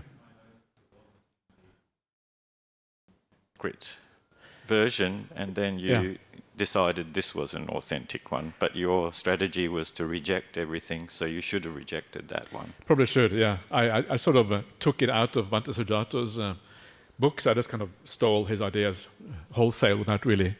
So why did he put it in? I mean, I think part of your argument, how it develops, is very logical, and as you answered the last question, it seems to me this is the end part of the process, right? I think what Bhante Sujato says, the reason why he brought it in there is because he said, it just kind of, I just felt like putting it in there, so he put it in there. Something like that. It wasn't very scientific. It was just kind of his idea. But yes, we can reject it. I think it is. It would be not entirely unreasonable to reject that part as well. Yeah. Okay. Yeah. But you have a point. So this is the thing. It's art, yeah, it's not science. And I think with art you have kind of the artist's eye, which is sometimes not entirely consistent.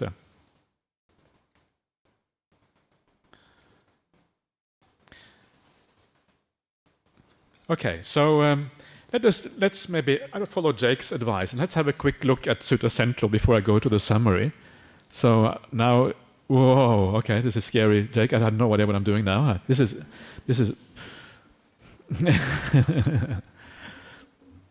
Mac stuff. I have no idea about this.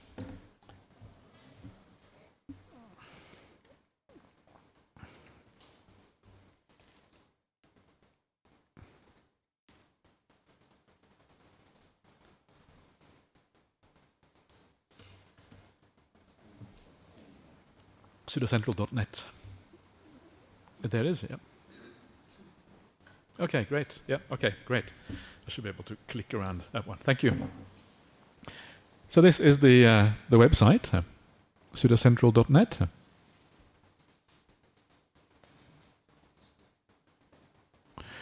How do you... Okay, I guess, is this... Yeah, okay, good. So this is what it looks like when you go to the home page. Go away.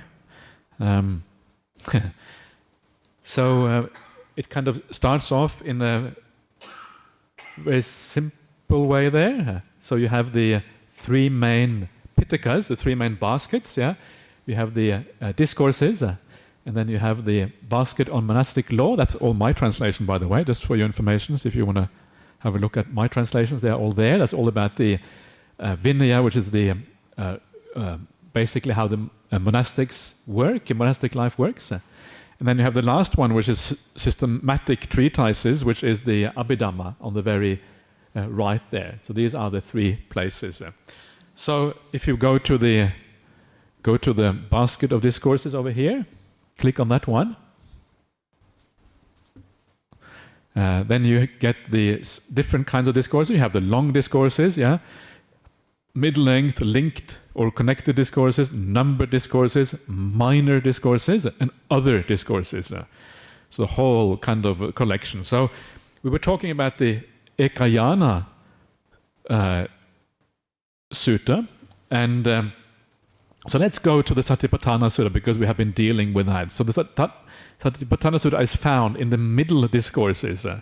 If you don't know that, then you have a problem, but because I know it, it's kind of easy to find. So go to middle discourses.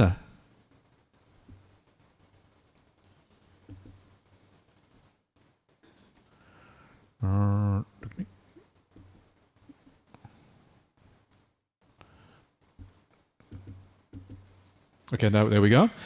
And so you can see here at the top there, you have this is the Majjhima Nikaya, these are the Pali middle-length discourses. In the middle there, you have the Madhyama Agama. This is the Chinese middle-length discourses in Chinese, coming from the Sarvastivadin school. And then you have other middle-length discourses. So these are kind of a random collection of discourses from various places that are also middle-length. So if we go up to the Majjhima, the Pali version, what is the right way of clicking through? Just double-click on the pad. Once, twice.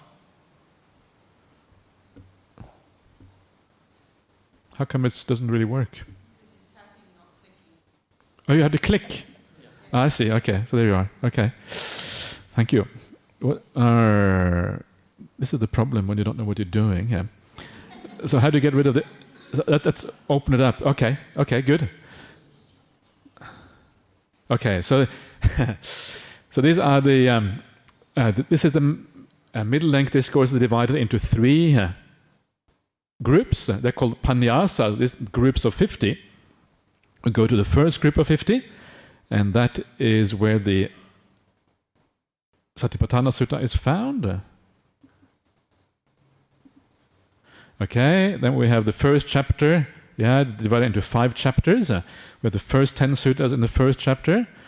So this is so you can see here it has the very nicely laid out. So you have the very first sutta, the root of all things, Mula Pariyaya Sutta. It has a short explanation what it is. Then you have the various translations, Bhikkhu Sujato, Bhikkhu Bodhi, Sudaso Bhikkhu, I.B. Horner. And then you have the Pali version down here. Then you have 23 translations into modern languages. Let's click that one and check it out. Whoa, look at that. So you have in Bengali, you have in Chestina, what is that? That's Czech. Then you have in German, Deutsch. Then you have Espanol, which is Spanish, Francais, which is French. Then you have in Hindi, Rahul Sankrityayan. Then you have in Hungarian. Then you have Indonesian. You have Italian. You have Myanmar. You have a Burmese. Then you have in Norwegian. Norsk means Norwegian. It's not my translation. Then you have Polish, Polski. Then you have Portuguese. You have Romanian. Then you have, whoa, what language is that? Russian? No. Is that Russian? Does anyone know? Maybe Russian. Not sure what language that is. Then there's another kind of Russian-looking language. Not sure what we're dealing with here. Then we have Sinhala. Sinhala, yes, it's all there. This is A.P. de Zoysa translation. Then we have Slovenian. Then we have Srpski. What is that? What language is that? Srpski. Oh. Don't know what language that is. Then we have Thai. Then we have Vietnamese. And then we have in Chinese. I think this is traditional Chinese character, not the new new Chinese. I think it's a traditional Chinese characters there. So a lot, yeah. It's kind of amazing what this has, this particular website. And then we go down to the Satipatthana Sutta, which is found here. And I forgot to show the parallels in ancient text. Yeah, so we have the mindfulness meditation. This claims to have 13 parallels in ancient texts. So here we are. So these are the direct parallels. So you have, and there you are, the one way in sutra. This is the Ekayana Sutra we looked at before. Yeah. So there it is, right there. These are the ancient parallels.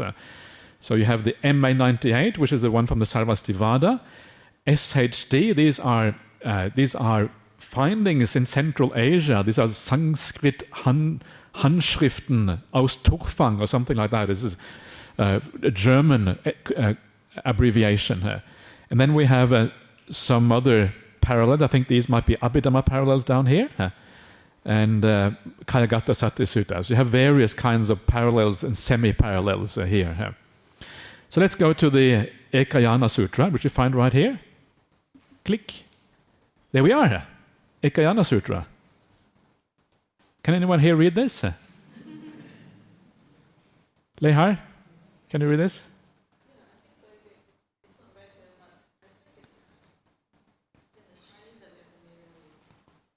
Yeah? Okay, I'm not going to test you because I have no idea how to test you anyways. So let's see if we can get the tool up. So over here you have tools. Yeah, go to views. I think this is where we go. Let's see. And then let's see here where we have. So here, activate Chinese word lookup. Yeah, go to that one. Click. It's really cool stuff. This is great stuff. Okay, yeah, activate that one. English lookup tool is now enabled. Okay, go away. Okay, anyway. So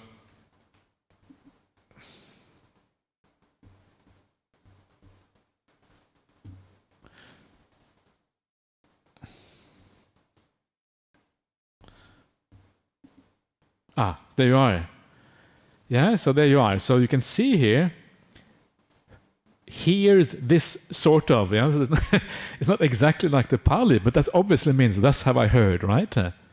Heard this sort of. That is kind of that is the Chinese. You can see the translation down there, yeah? Heard this sort of. And that's the translation of the third three characters. And then this one here is going to be Ekang Samayang, guaranteed. So I'll click on this one down here. At one time, yeah? At the same time.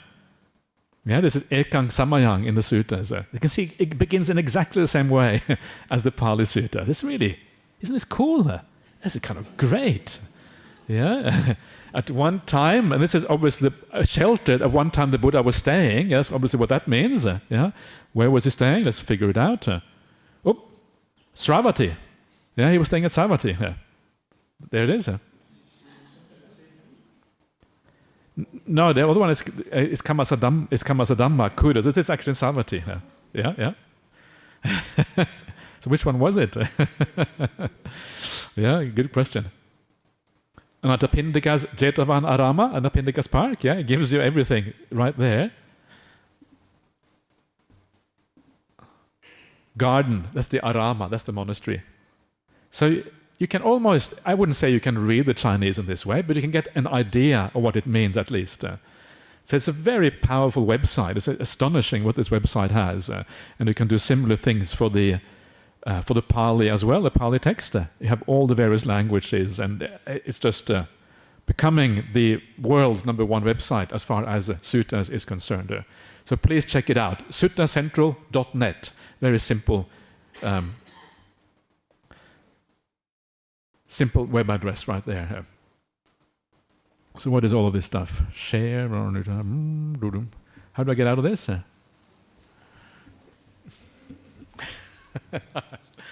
I feel really helpless. I feel like a little child. I have no idea what I'm doing.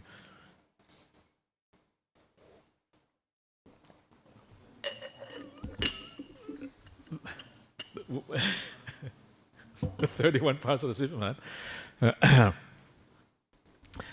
Okay, so let's just summarize what we have been doing so far. Just had a little break there with the Sutta Central.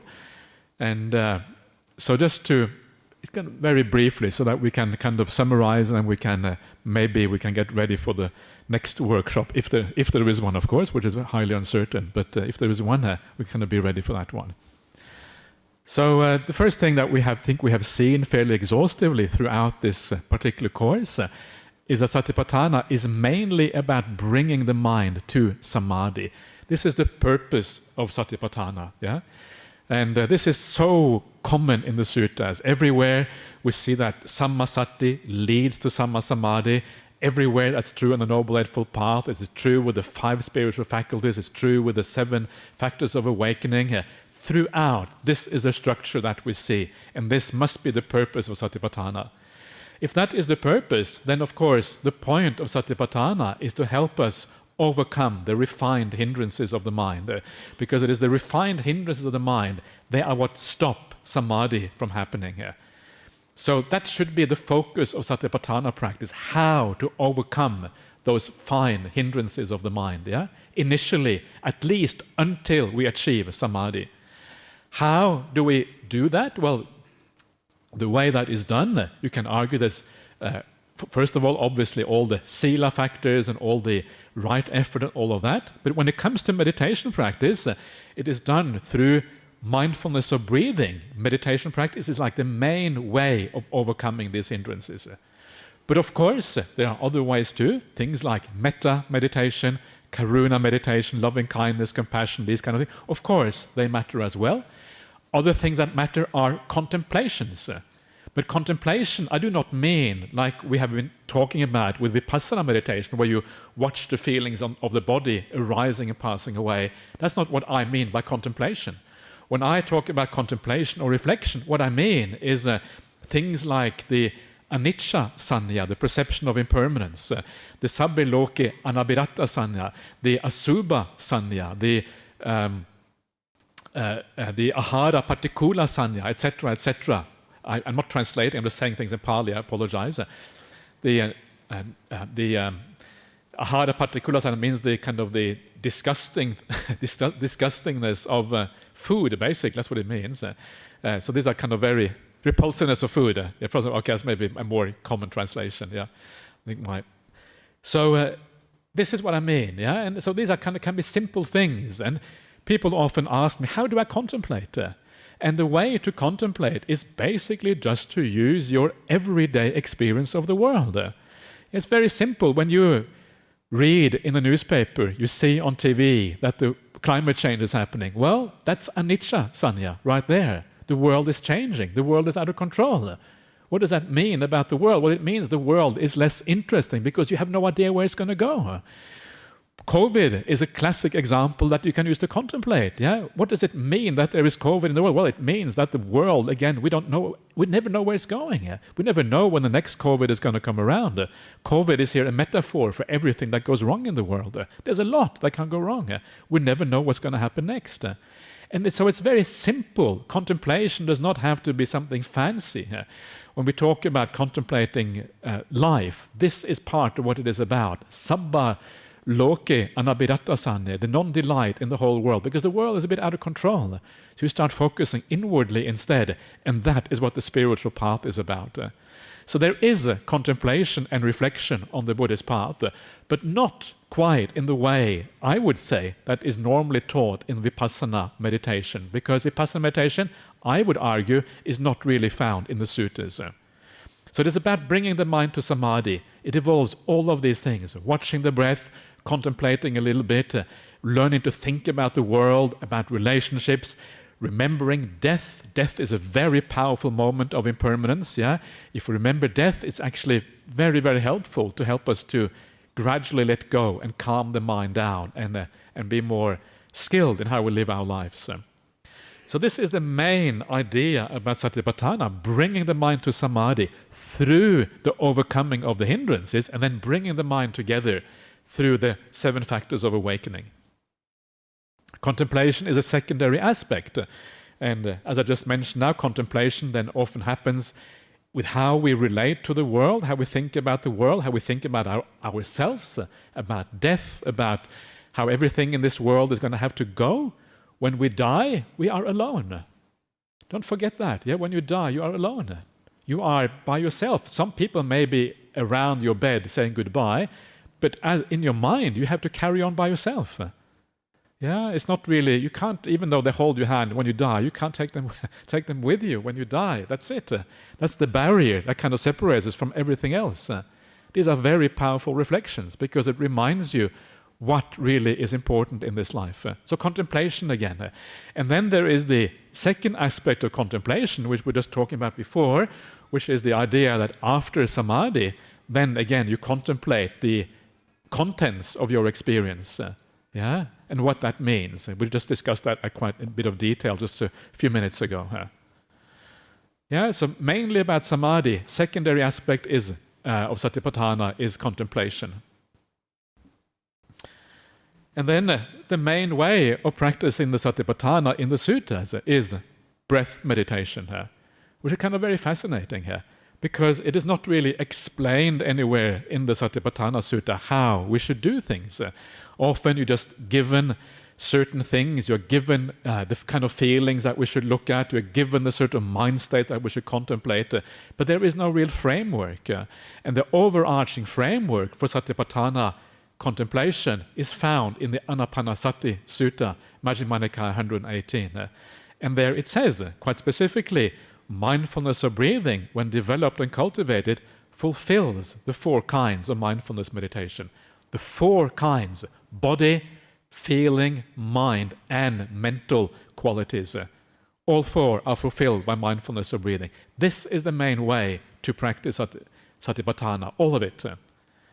And to me, these are some of the kind of main outcomes, the main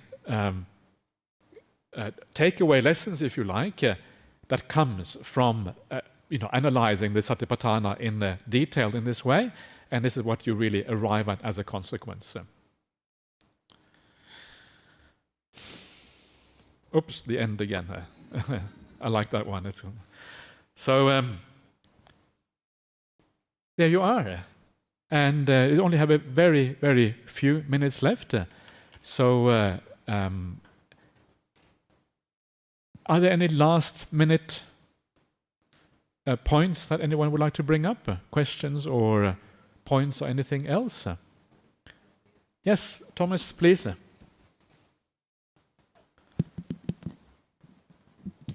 Ajahn, last week you mentioned that as a layperson we should focus on eliminating anger and strong desires as a everyday practice. Regarding the strong desires, like a desire will come in and then you watch it and you can contemplate its impermanence and it'll disappear, and then another desire will come in.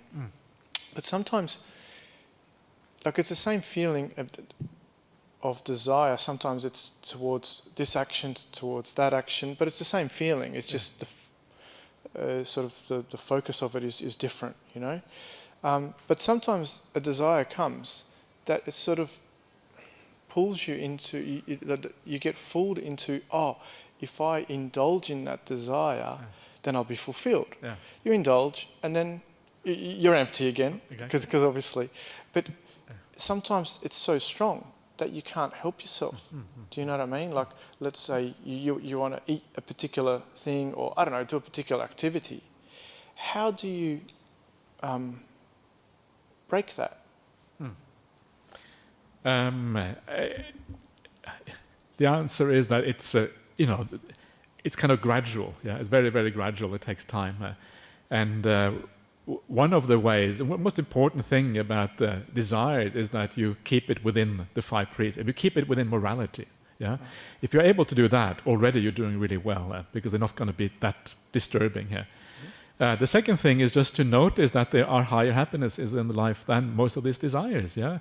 And this is what you start to realize. You start to realize that all that craving is agitation of the mind. And that gets in the way of the higher happinesses, because the higher happinesses are peaceful, they're quiet. And all of this craving actually destroys that ability to go into the peace. So this is what you start gradually to uncover. And as you do that, your focus for what is important to you starts to shift. And then gradually you let go of those hindrances. The other thing is just to I kind of like universal contemplations, that the whole world is really so unsatisfactory. And when you look at the whole world as being unsatisfactory, then everything within that world also becomes unsatisfactory. Whether it is owning things, relationships, all of these things, you start to see the downside of the whole thing, basically, because the world is so unstable. So this kind of broad vision of things, whereby you reject everything, also will gradually lean the mind in the right direction, and then you will kind of heading there. But you have to be very patient, because sensual pleasures, well, they seem pleasurable. That's exactly why they're hard to give up. And when you are in the grip of them, it's very hard to see otherwise, because they are that's precisely the distorting effect of those hindrances, that they distort you in that way. So also remember that one of the things I always like about my favorite way of thinking about the hindrances, sensual desire specifically, is the similes of the Buddha. The simile of the borrowed goods, the simile of the hungry dog. Have you heard those before? I usually teach those on every single retreat I teach, because I love those similes. Simile of the torch that you hold against the wind, the simile of the charcoal pit, the simile of the dream, the simile of the jungle thicket or something like that, or whatever it is. And so those are also great ways of thinking about sensual pleasures.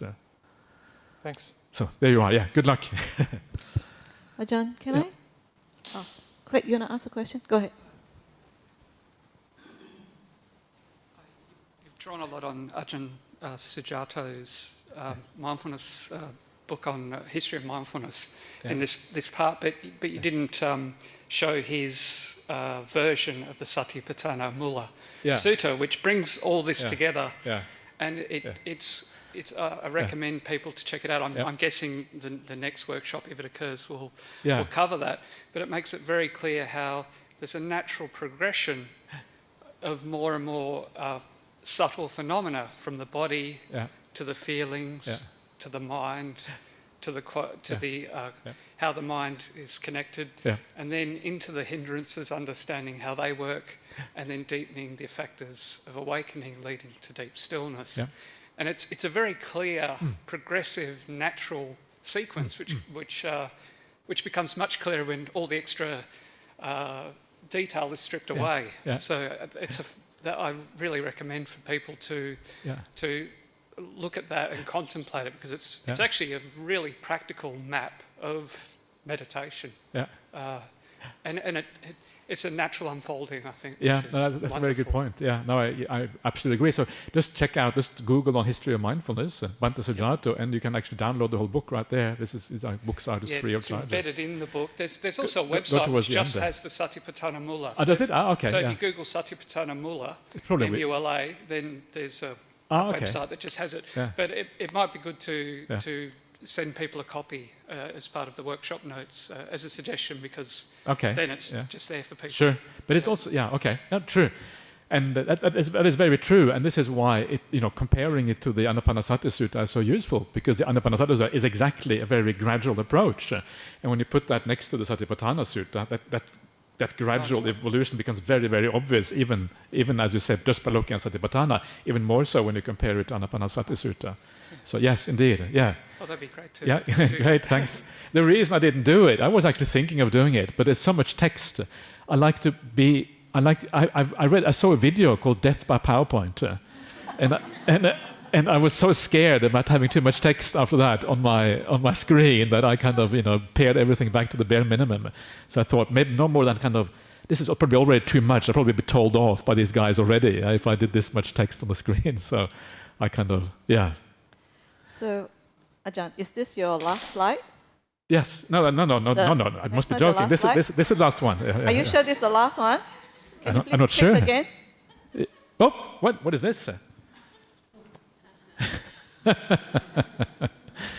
Okay, so Venerable, it says Ananda here. Is this which Ananda could that possibly be here? Would you like to read that, Ananda? This is your. I think. Can you adjust the projector? It's not clear.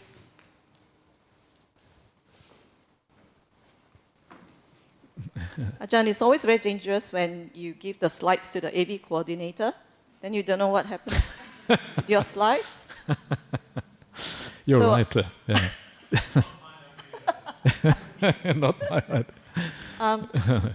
Okay. So I think the participants would like to give you some feedback after attending the class. So I asked them to just provide not more than 3 sentences, and look what Ananda did. But I must say he met my brief. Maybe I should have stated like not more than 30 words or something. But I said 3 sentences, so he gave 3 sentences. Yeah. Okay, that's great. Yep. And do you want to click again? Click again. More clicking. Jeepers creepers. That's kind of. Yeah. Oh, clicking. Oh, fading away. That's very fancy. Click more. Okay.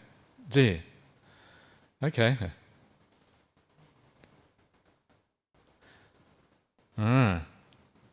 Okay, marvelous. Yeah, okay, yeah. You can click. Click more. Gee. Okay. Jeepers. Okay, that's very nice. Okay, click more. Yeah. It's getting very exciting. Clicking away.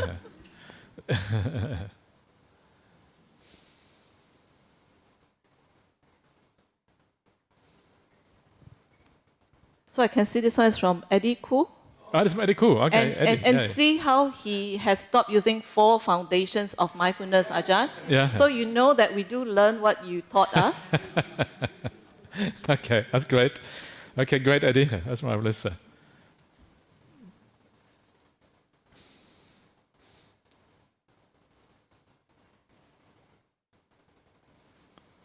I hated the Abhidhamma lessons. Okay, that's fair enough. I think that's okay. Yeah. Gee. Okay. Marvelous.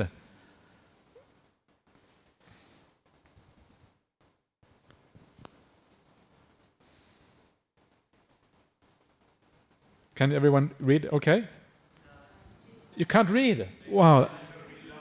I have to read it out. That's terrible. This is so nice. Everyone should really hear this, you know. Yeah. I can't. No, he can't. Shall I read it out? Someone else should read it. Okay, I'll read. Yeah. Our gratitude and appreciation to Ajahn Brahmali for a clear and insightful early Buddhism teaching of Satipatthana, most of all for a comprehensive and inspiring session on samatha and vipassana. We wish Ajahn good health, long life, and ultimate bliss of Nibbana. So that's from Rupika and Rehan. And then this one, my heartfelt thanks for your generous Dhamma dana for this old woman, though born a Buddhist and brought up in a loving, kind environment, still it was like hearing the beautiful Dhamma for the very first time. Sadhu, sadhu, sadhu. I think we missed the name. So it's from Sandra. Dear Ajahn, thank you for your inspirational and clear explanations of the Dhamma. You truly are a wonderful teacher. I have thought of asking a question many times, but you seem to answer my question the moment I think of it. So you read the mind too, Ajahn. I look forward to the next study workshop. Yeah, reading mind is very easy because everyone thinks the same, so it's kind of, you know what's in there already. So very easy. Okay.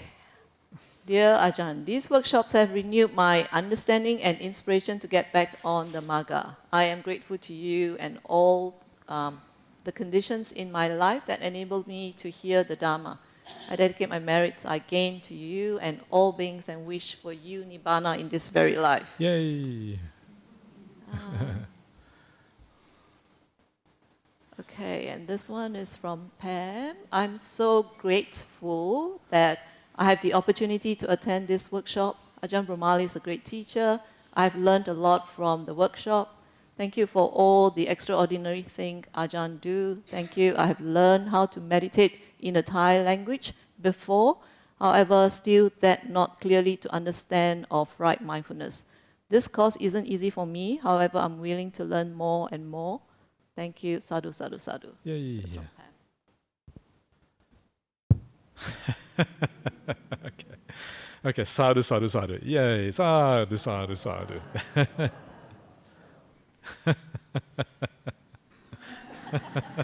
Okay. Okay, marvelous. Okay, so I'll just end up completely, but come to the end. I'd just like to thank all the people who have supported, and Lei Har, who's always been the main organizer of these workshops. So thank you so much, Lei Har. And big sadhu to Lei Har. Sadhu, sadhu, sadhu. And then big sadhu to Jake, who's always the man behind the live streaming and sorting everything out behind the scenes. And also everyone else. I'm not sure. I'm not, not sure. I'm sure many other people have been involved as well. Some people have been at the back there, looking after the cameras and everything all the time. So thanks to everyone, and thanks to all of you for coming, because it would be a bit boring to be by myself, So it's marvelous to have you all here. Sadhu, sadhu, sadhu.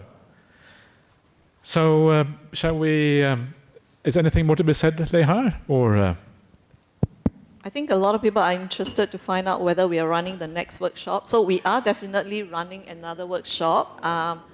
As to the date, I'm not sure whether we're going to announce now, but it's going to be between February and March. So likely another 4 workshops to finish the whole Satipatthana Sutta.